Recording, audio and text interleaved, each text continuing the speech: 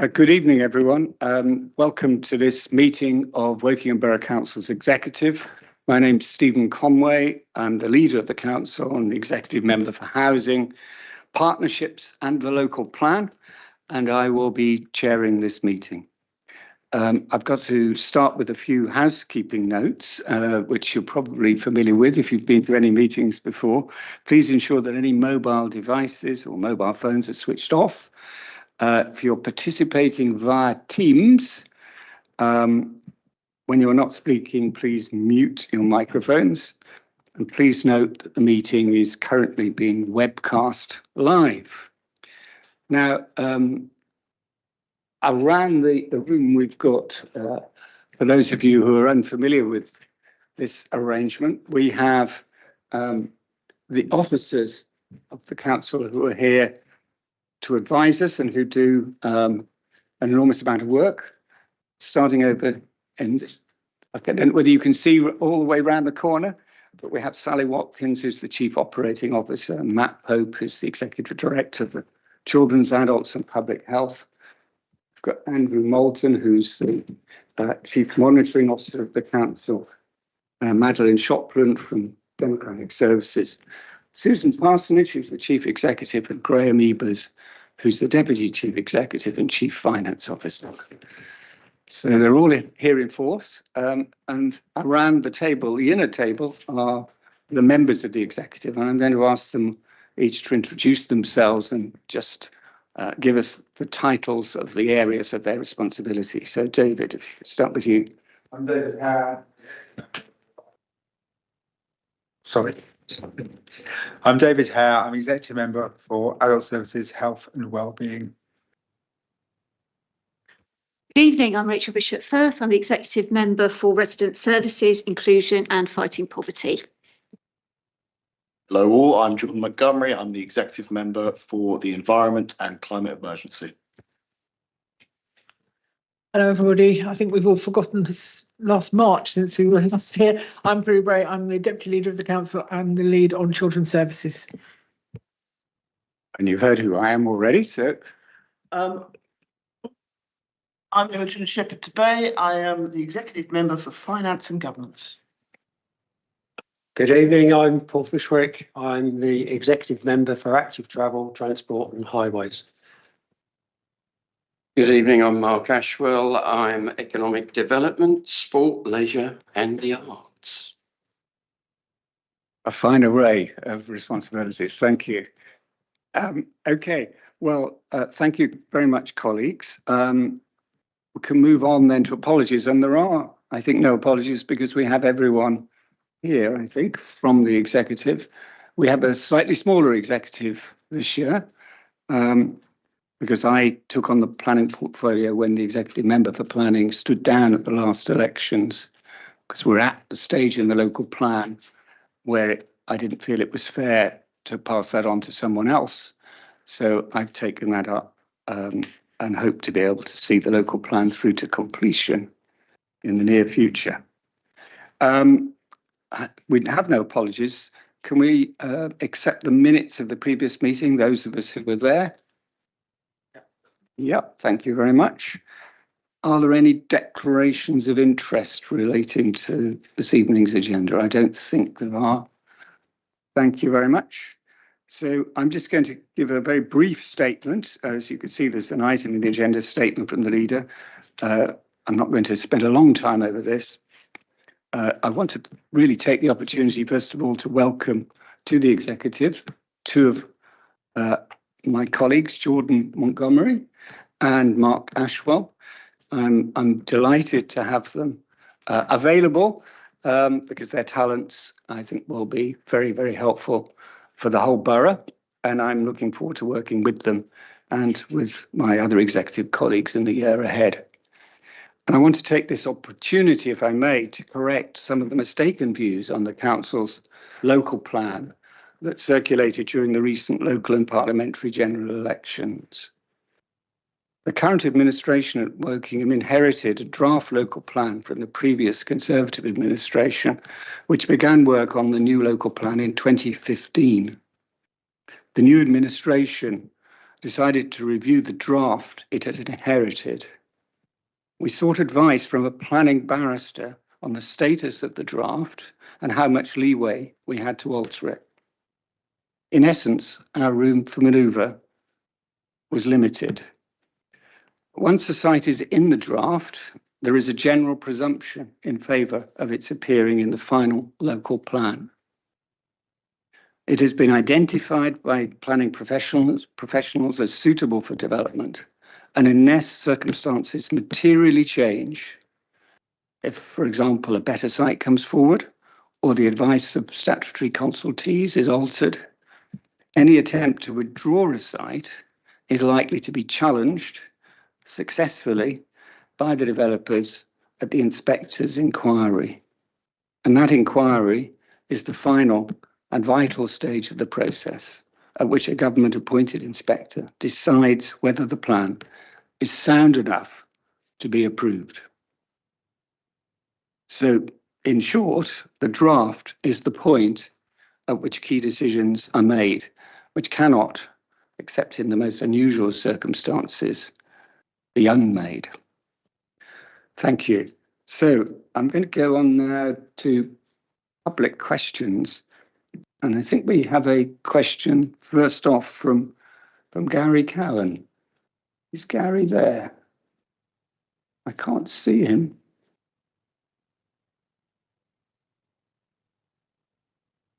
No, well, I mean, I could. I think the Constitution would allow me just to say he will be sent a written response. But I think as Gary submitted the question, and there may be a good reason why he's not able to be here, I'm going to read out the question and read out the response I would have given him if he had been here.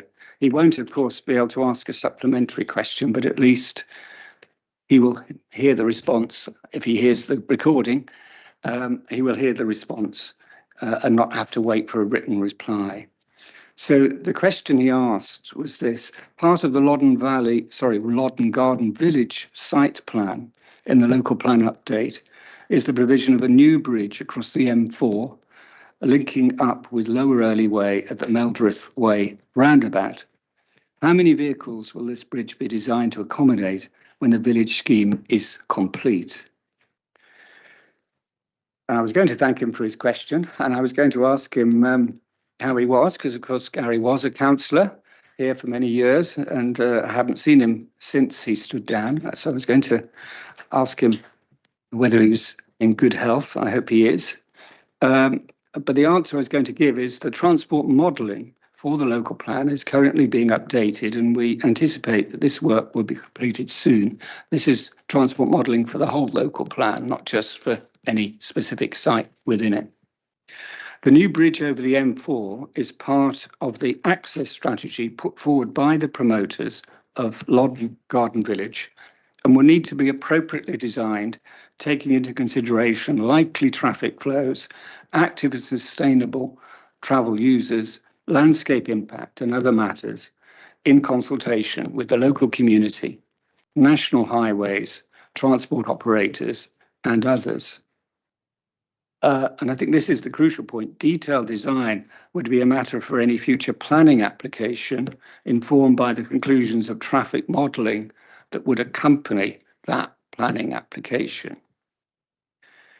It is important, I think, though, to add that to support the Council's Climate Emergency Action Plan and Local Transport Plan, officers are also working with the site promoters on their active travel and public transport strategies, exploring where new and enhanced cycle routes and bus and mobility services and potential bus priorities could be delivered to manage traffic growth and optimise active and sustainable travel mode shifts. So that's the answer to Gary's question. Unfortunately, because he's not here, we don't know what his supplementary might have been. So I'm afraid I think we have to leave it at that with that question. But we now come to the question that's going to be asked by Lucy Watts, who is here with us. So she can ask a supplementary question.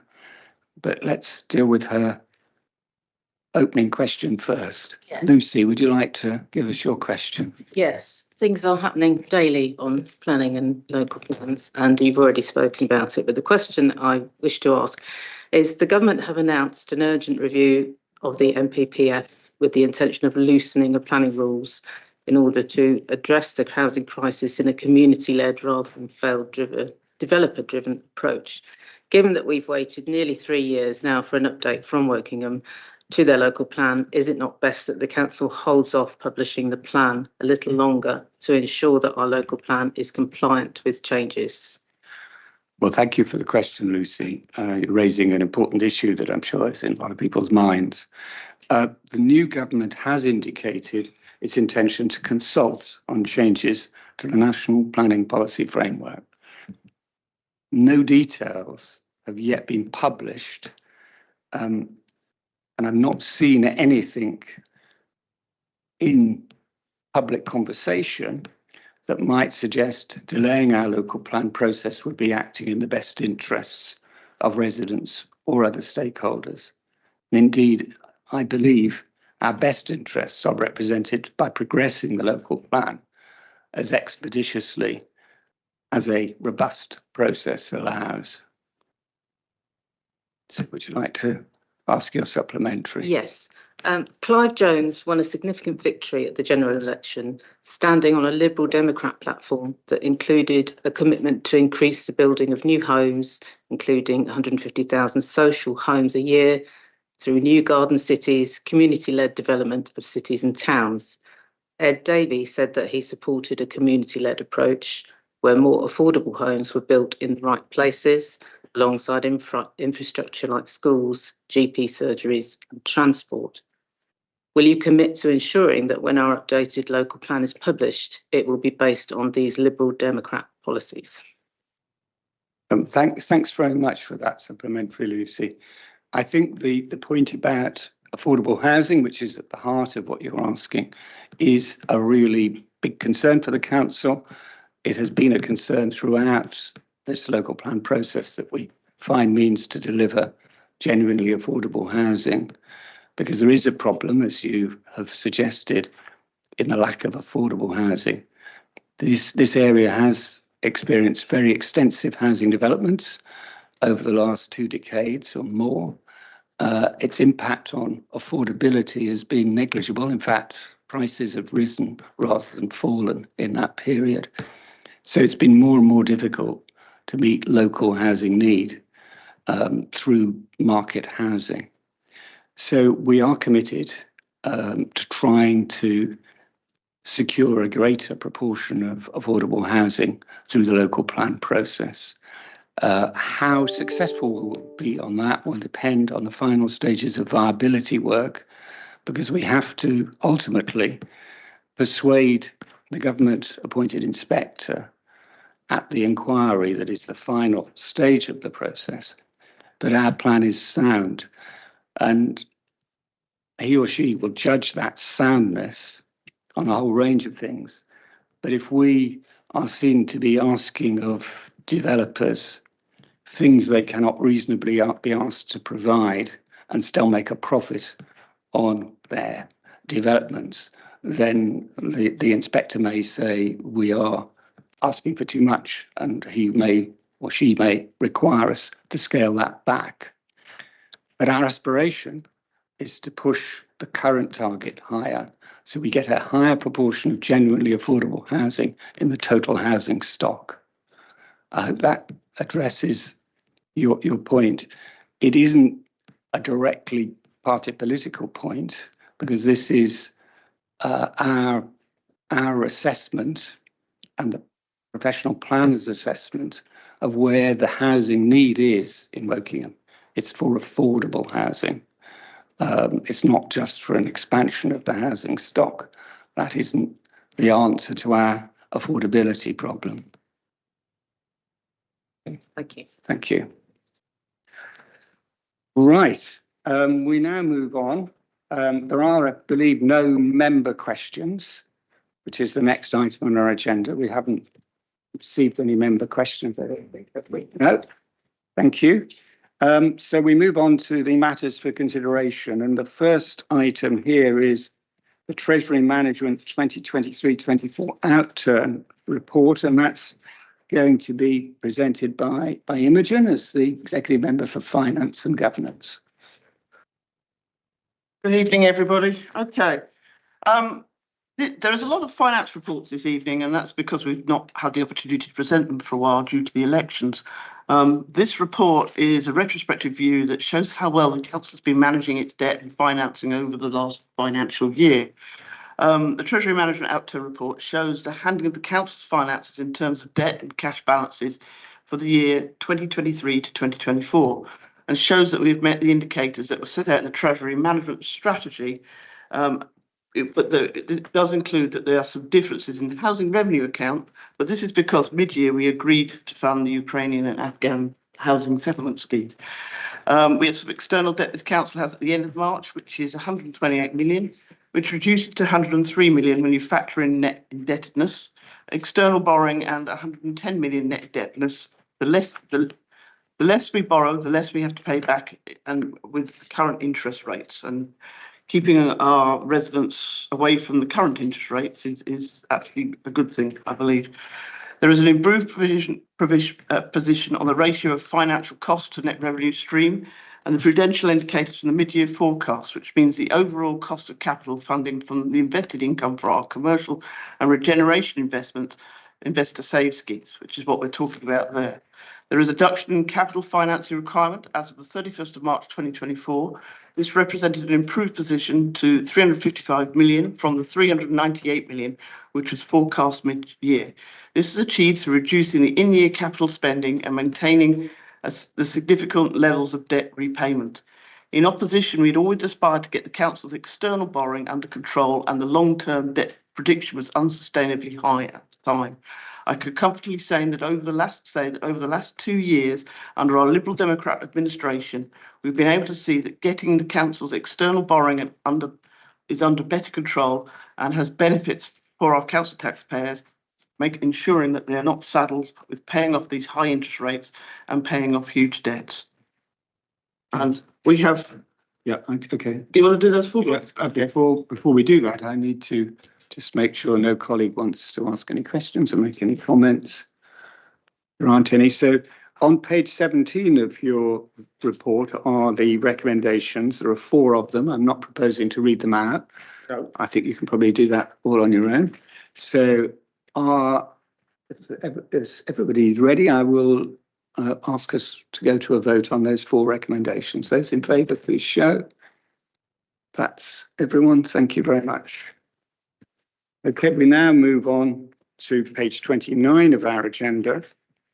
And this is a report supported by a supplementary paper, which you should have before you. This is in the supplementary set of papers. It's a very slim set. One of them relates to the productivity plan.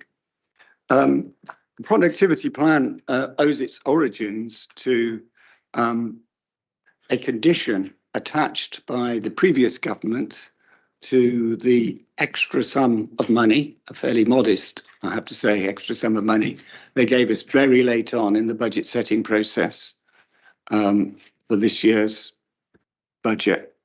The condition they attached was, and this was for all councils that received a modest additional sum to help with the costs of children's and adult services. The condition they attached was the production of a productivity plan that demonstrated that the council was operating efficiently and seeking to secure improvements in its efficiency. And the report before you, and in particular, productivity plan itself in the supplementary papers, responds to a set of questions asked. And I think the overall point that I would like to make in introducing this item is that the council on lots of fronts is achieving a great deal. It's also critically becoming very adept at digital transformation, workforce development, innovation, partnership working, and trying to sharpen its customer focus. These are all very important ways in which the council is trying to improve its efficiency and effectiveness. The productivity plan final question is a very interesting one that the government asks. What are the barriers that prevent us from making further progress, and what can the government do to help reduce or remove those barriers? The report sets out a number of barriers, but the one I want to highlight is the first and in many ways the most fundamental barrier, and that's the uncertainty and volatility of the funding environment, which makes it difficult to plan and invest for the long term and to balance the needs and expectations of our residents with the resources we have available to us.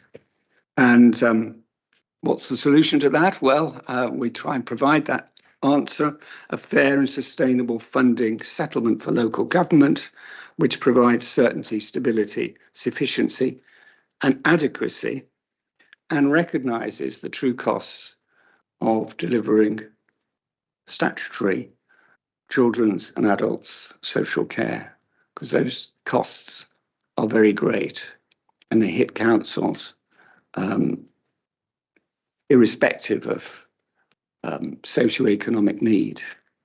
These are not means-tested services. They're provided to everyone who needs them. So we have to cover those costs, and it's a really significant challenge for a council like ours that receives very low level of core revenue funding. So what will happen with this productivity plan? I don't know, because Lucy in her question pointed out that the planning environment's changing rather rapidly. All sorts of things are changing rather rapidly, and whether the new government is going to be interested in our productivity plan, I don't know, but we have drawn it up, and I'm now going to ask you essentially to approve its going forward. I don't think there's more I need to say. So is everybody happy with the productivity plan that you've seen in your agenda papers, supplementary agenda papers?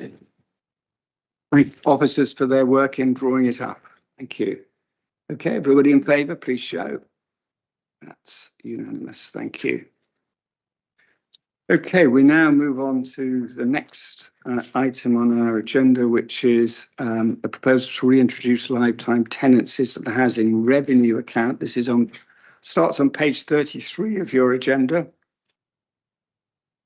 Now this comes again in my area of responsibility, so I need to introduce this item.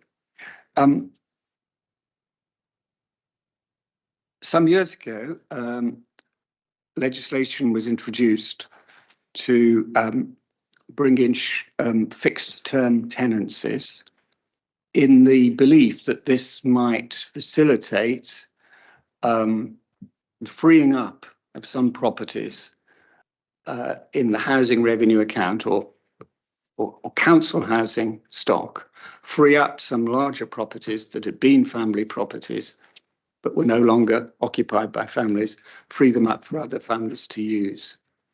The experience of the fixed term tenancies was that did not produce that outcome.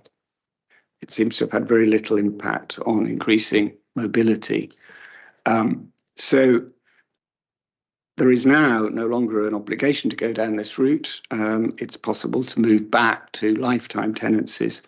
And we believe that moving to lifetime tenancies is good for all the parties concerned. It's good for the residents who live in HRA housing because it gives them greater certainty and security. It's good, I think, for the communities in which they live, because experience tells us that people on shorter term, fixed term tenancies are less invested in their communities. They're less invested in the homes in which they live.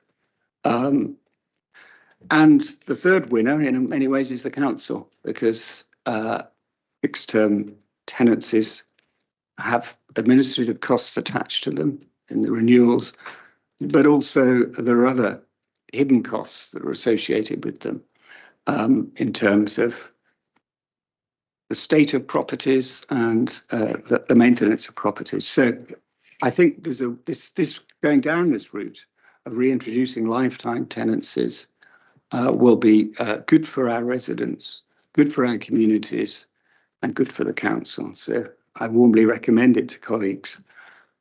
Is there anybody who's got any questions about this item?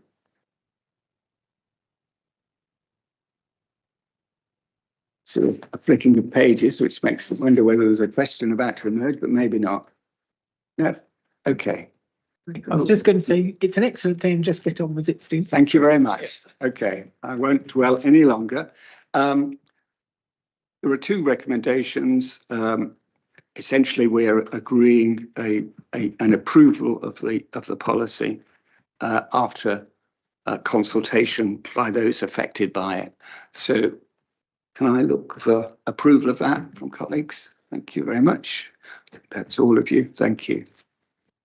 Okay, well, you've got a welcome break from my voice coming up as we move now on to the next item on our agenda, which is on page 49, and this is new dedicated special educational needs provision at two of our primary schools. And this item will be introduced by the Executive Member for Children's Services, Prue. Thank you, Stephen. So you'll know that we have a big programme going on in our SEND provision to try and provide more local provision, and it's partly driven by need to improve what we offer children and have much earlier intervention, and also by a secondary driver to get our spending aligned with that, so that it's much cheaper for the public purse if we can do the intervention and the earlier, and help. It helps the children as well, but it's the children that come first. I don't want anyone to think this is a financially driven decision as much as it's an improvement for our children.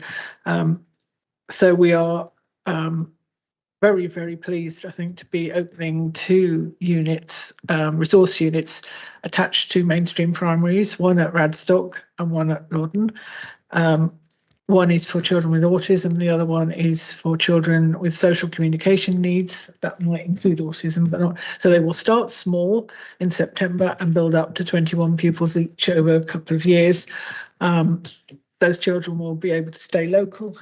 They'll be educated in our good schools, and we're very lucky working that our primary schools are nearly all good, or outstanding even. And it's a win for everybody all round, I think, and we're really grateful to the schools for taking this on, and we're looking forward to perhaps having some more in the future. But this is the first step, and we're very pleased to be doing it. So I'm happy to take any questions if anybody has any. Not a question, but just an observation, if I may. This needs to be seen, I think, in the context of other ways in which we're trying to improve or increase SEND provision within the borough, doesn't it? Yes. The additional provision at Addington School. Yep. The new SEND school that's open now, I think, in Winnersh. Yep. And the 2 new SEND schools that we will be opening in the south of the borough in Barkham.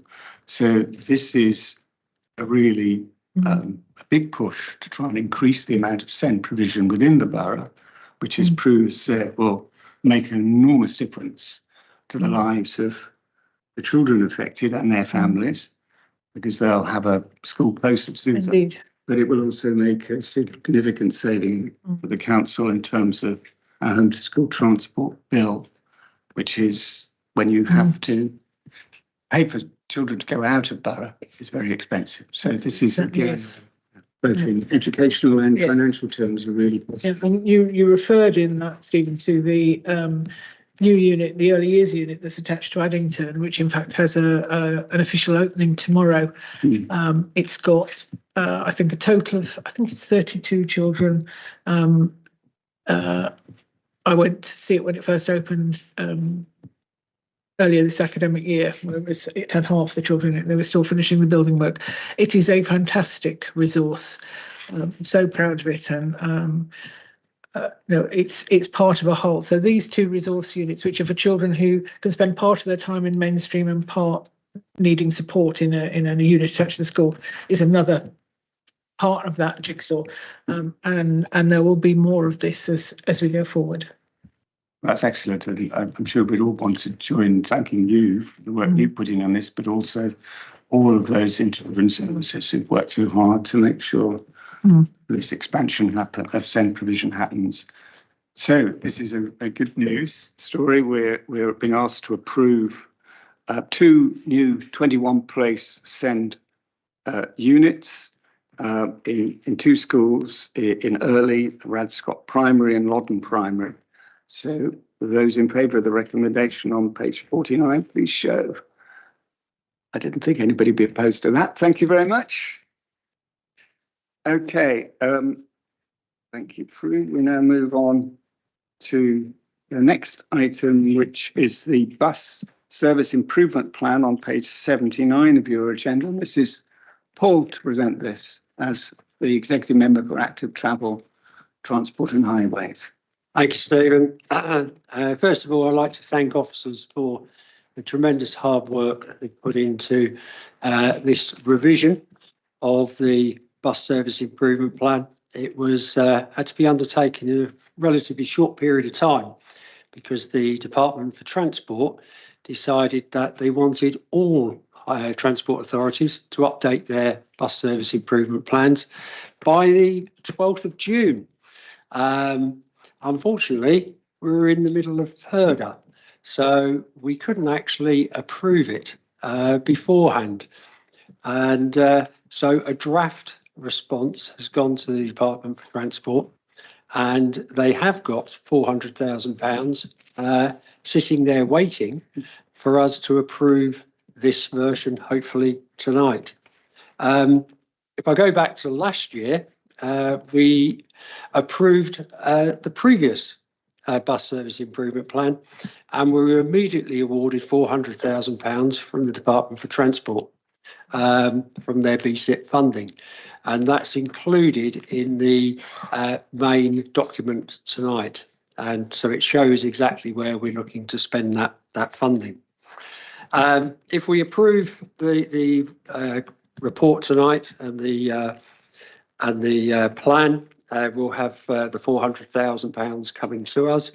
In addition, there's £111,000 of bus service operational grant funding also riding on this, because if we don't approve it, that is at risk.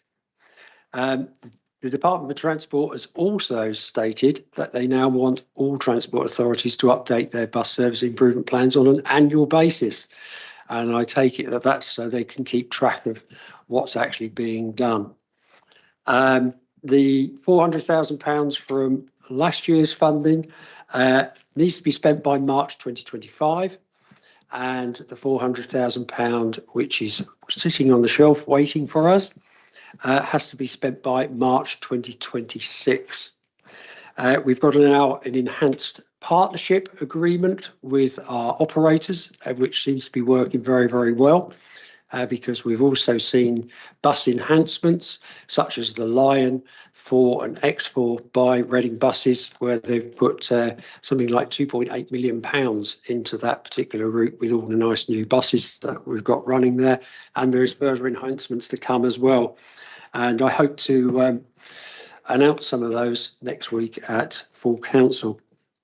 The schedule improvements are shown on page 166, and our ambitions and proposals are shown on page 173. Just a health warning on that, these are all subject to funding. So I'll leave it there. Thank you. Thank you very much, Paul.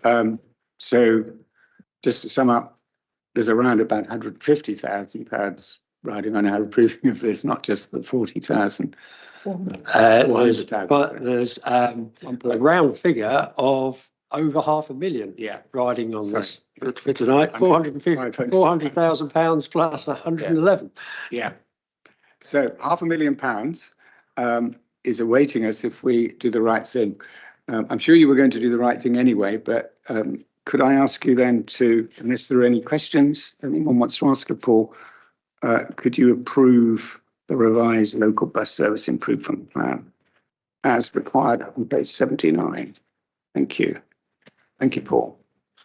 Right, we're now moving on to a set of papers that are going to be presented to us by Imogen, and the first one on page 221, so a long way into your agenda. The bus service improvement plan is a rather hefty document. Page 221, this is on the procurement of corporate insurances. So if you could lead off on that, Imogen. Yeah, I can only apologise for this. Procurement of corporate insurance. I mean, this report sets out the terms that gives our officers delegated permission to go out to competitive tender for the council's insurance coverage. Like all businesses, we need insurance to cover property, council vehicles, accidents, theft, etc., etc. And this will start the work, which will require them to go and talk to insurance brokers and find the best value. So the council must remain fully insured from the 30th of June 2025, and it would expect to be in place for at least 5 years. So we just kind of need to approve this. Yeah. So all we're doing is effectively approving the procurement process. Yes. So there are two recommendations on page 221 of your agenda, which effectively permit us to approving this process, delegating the design of the contract specification to the Director of Resources and Assets in consultations with the council's insurance brokers. So those in favour of that, please show. Thank you. And that brings us on now to item 13 on the agenda, page 227, capital monitoring 2023-24 outturn. So Imogen again. Yep, me again, sorry. The capital monitoring outturn, this is reporting on our capital expenditure for financial year 23 to 24. So this is the final result of last year's finances. It has a total capital We've had a total capital investment of 73 million that was made across the council last year, delivering new facilities and improvements to existing assets. Many savings are found throughout the year, and we have a predicted underspend of 35 million. An additional 150,000 capital budget was added to the capital programme for funding road improvements. This is funded from the additional Highways Maintenance Funding Network North grant, which had been announced recently by central government. It is helpful and welcome, but it's not very much in the overall need of highways maintenance and nowhere near enough to pay for the backlog of maintenance that is required. We've also added the additional 58,000 capital spend of bringing temporary accommodation properties back into use during 23-24, and this has been funded from the Housing Revenue Account Reserve. We are asked to agree some items that are in Appendix B that need to be carried forward to this year, but all in all, this report is good news for our residents. Thank you, Imogen. Are there any questions anyone wants to ask on capital monitoring 2023-24 outturn? It's generally a positive story, I think. So, thank you. Can we go to the recommendation on page 227? There are three recommendations, the third broken down into two parts, A and B. But can we just take them on block? Those in favour, please show. Thank you very much. Now we move on to the sister document, one might say, the Revenue Monitoring 2023-24 outturn. Again, this is the same as the last report, but just for the revenue side of our budget. This report covers the revenue spent as part of our finances for last year. While it is clear we have £1.83 million overspend, it is not a surprise as we were predicting a 3.6 million overspend in January this year. So a lot of work has gone on to bring this under much better control, and we have reserves which will also cover this amount. But I think we need to be thankful to the officers for actually bringing it down and into a much more manageable level. The The overspend is unfortunately typical for councils in our area, and I noticed that Bracknell recently has announced similar sort of issues. And it has been difficult to predict some of the costs that we've encountered due to inflation and availability of staff and everything else. Largely, this has been in the area of children's services, who are battling a number of difficulties, which I know Prue wants to explain in more detail, but there are smaller overspends in adult social care and place of growth.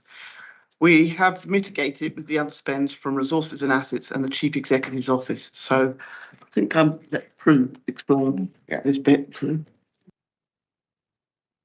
So kind, Imogen. We have, I think we referred to earlier, some challenges in children's. We have, we're part of the safety valve programme because we have a big overspend on special educational needs. It sits separately to the council's budget on the whole. It's hanging over us, I think it would be fair to say.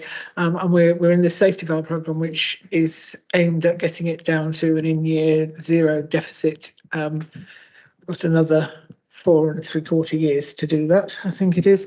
It is a challenge. It's a challenge for all the councils who are in safety valve, and there's about nearly 40 of us now.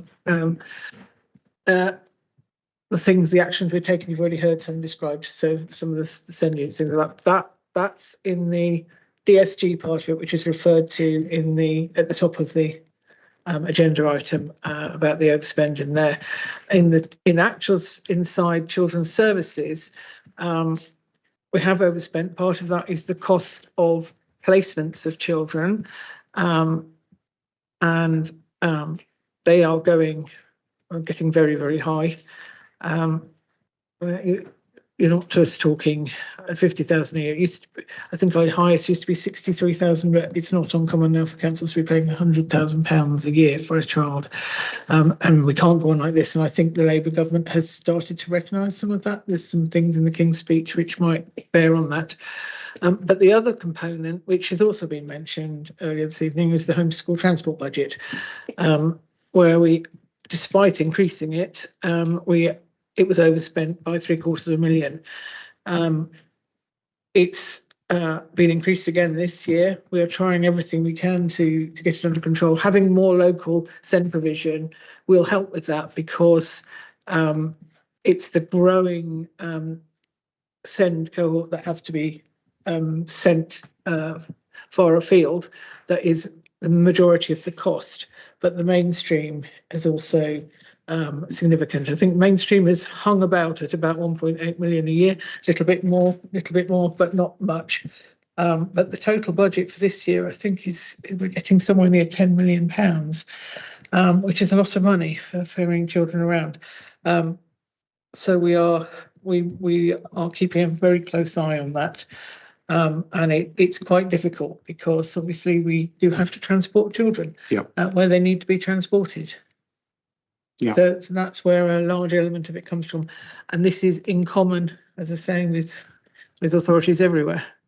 And that overspend that has led to the safety valve programme is a really long-running overspend. It's important to say. It's been looming really largely unchecked for a long time. It started after the law change in 2014, and it's really started since 2017, and it's been creeping up. And at the moment, as I say, it doesn't come onto our own balance sheet, as it were, but there is the possibility that it could, because ministers can make a decision that the council actually has to account for that overspend.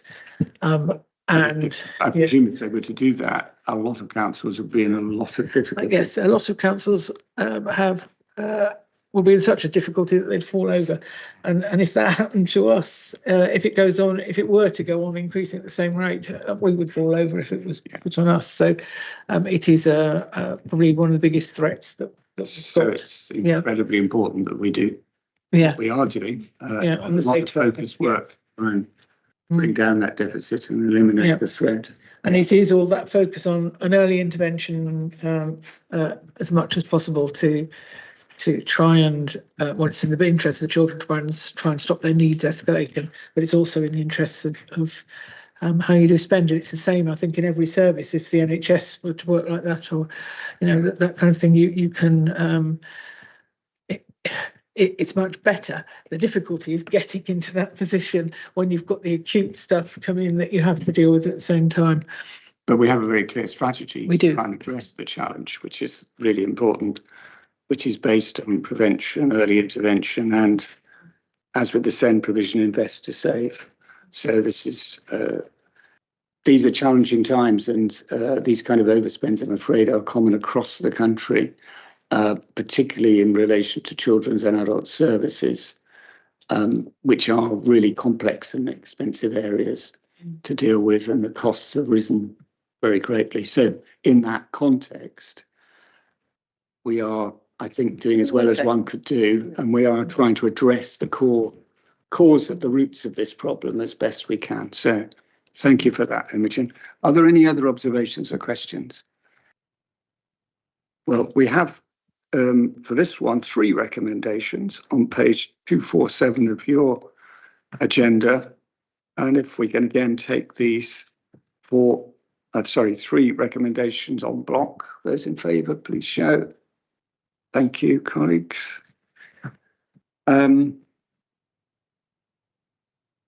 Just to echo the thanks that have been given to all the officers for their work on that. And can we move now on to the final 2 financial reports, which are both looking not at last year, but at this current year, Q1 of this year. Capital first and then revenue. So Imogen. Yes, indeed. We move into this year now, Q1, which normally these things would have been reported, but because we had an election, we couldn't report them. So it's now that they've all sort of come at the same time. With this report, we talk about this year, and the report covers this first quarter. We have a number of budget adjustments to agree as part of this report, but overall it's quite a positive picture. I mean, you can see the points there that we are, that we need to agree to. I don't think there's anything particularly stand out in there, but the overall picture is quite positive. That's where we're going. Anyone's got any questions? Any questions? Thank you. The recommendations are on page 265 and over on to the top of 266. There are 4 of them, but please note that recommendation 3 has an alarming number of sub-recommendations within it. In fact, 5 of them. So again, let's take that en bloc. So those in favour, please show. Thank you very much. And we come now to the revenue monitoring, which is on page 275. Again, first quarter, but the revenue side of our budget, we are expected to find savings of 11 million throughout this year in order to meet our budget targets. And again, we'll be looking at another difficult year for us to get there. I mean, we've had several rather difficult years. We're currently looking at an overspend in this report of 0.63 million. But there will be opportunities to claw this back, or at least some of it back over the year. But it is offering us a prediction of where things are going at the moment. I note the overall forecast, the current position of the general fund and revenue budget housing revenue account of the dedicated schools grant illustrated in the executive summary and the appendices attached in this report. And we have to approve the reintroduction of the maximum fee of the pre-application planning advice of 39,000 for all types of development from the 19th of July 2024. So unless a developer comes in with a bespoke, very bespoke application, we can give them a bespoke quote. It isn't the absolute limit. They're coming with something that's going to be a lot of work. We can charge performance agreement. Yeah, highly complex development. I agree with that. But on principle, for routine applications, 39,000 is now going to be our upper limit. Yeah, thank you. Just a very quick observation, which is your point about a difficult 2 years that's preceded this and difficulties continuing. It's absolutely right. Really, since the start of inflation, which was beginning to take off before the Russian invasion of Ukraine, but clearly was very greatly exacerbated by that, and then subsequently by the infamous mini budget of September 2022, which had an impact on interest rates, which clearly impacts on the council. It still does. Yeah.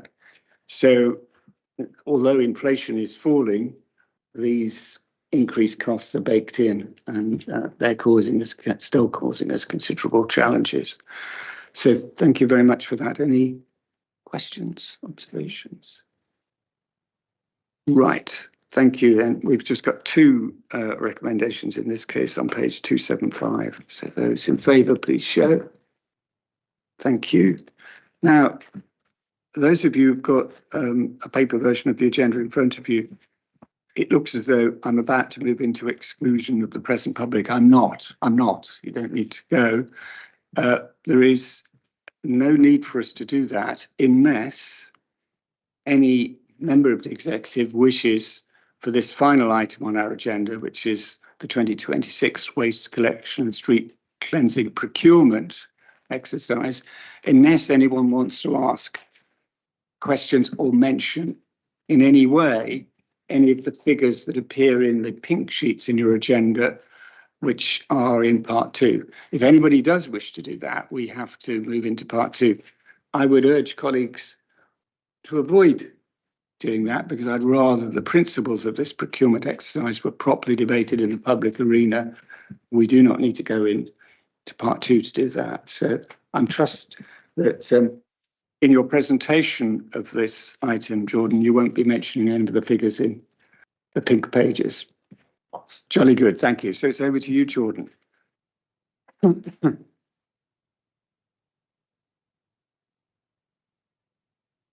Grand, thank you.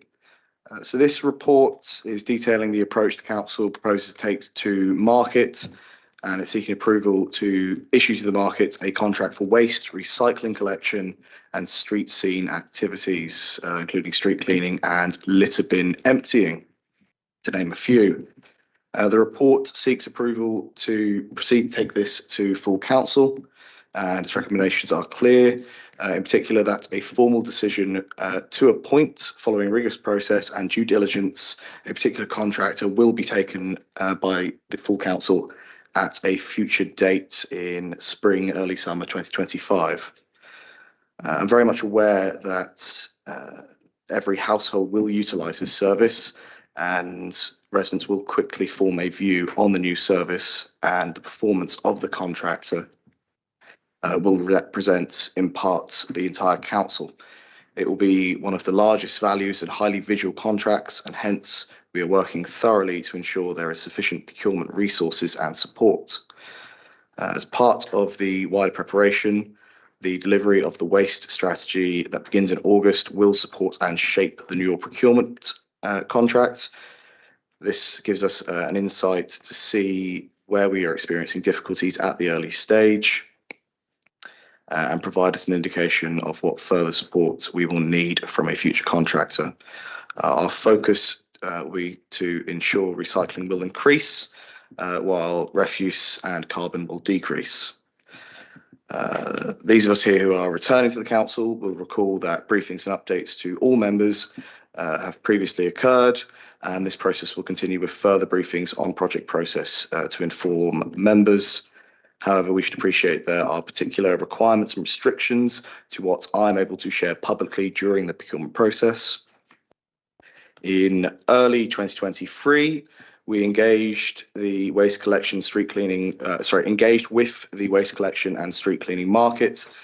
We spoke and listened to key potential providers and national bodies such as ADEPT and DEFRA, and adjusted our approach to ensure that the most effective and efficient contract can be provided, and officers will negotiate a proposed position to ensure the best value for this contract.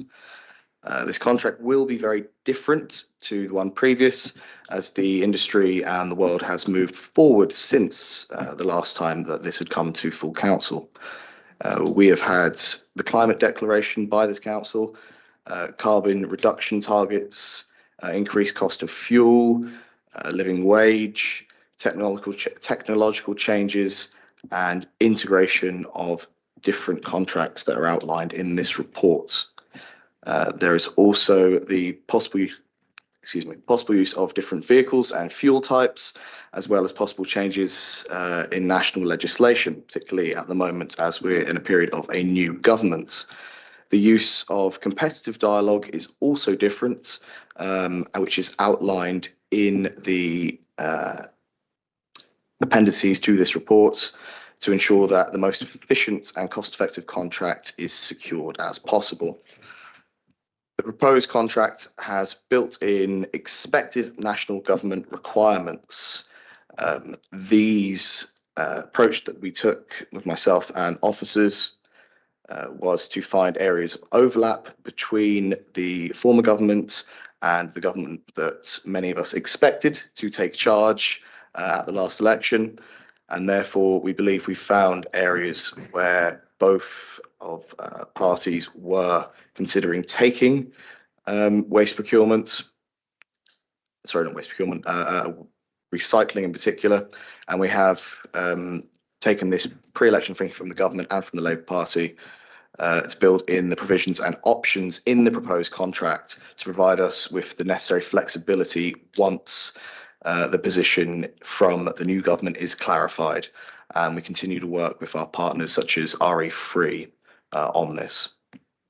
Thank you very much for that, Jordan. And thank you for the work you've put in on this. I know it's been a very considerable exercise, and I'm sure colleagues would agree that we would like you to pass on to all the officers involved who have worked very hard on this. It's an immensely complex piece of work. The thanks of the executive for their efforts. Thank you. I'll certainly pass that on.